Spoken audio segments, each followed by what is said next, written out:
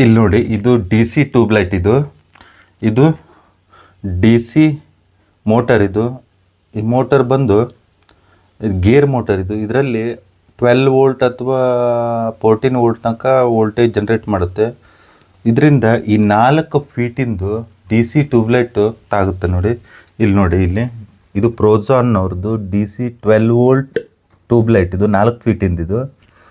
ನೋಡಿ, ಇಲ್ಲಿ ನೋಡಿ, ನಿಮಗೆ ಈಗ ಆನ್ ಮಾಡಿ ತೋರಿಸ್ತೀನಿ. ಕಾಣಿಸ್ತಾ ಇದೆ ಅಂತ ಅನಿಸುತ್ತೆ. ಒಳಗಡೆ ತೋರಿಸ್ತೀನಿ. ಇದರ ಪವರ್ ಏನು ಅಂತ ಗೊತ್ತಾಗಬೇಕು ಅಂದರೆ ಇಲ್ಲಿ ಗೊತ್ತಾಗ್ತಾ ಇಲ್ಲ. ಸೀದಾ ಬನ್ನಿ. ಇಲ್ಲಿ ನೋಡಿ,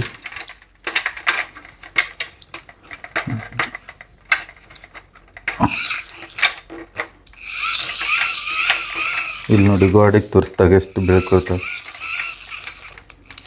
ಇದು ಲೂಸ್ ಆಗಿಬಿಟ್ಟಿದೆ. ಇಲ್ಲಿ ನೋಡಿ,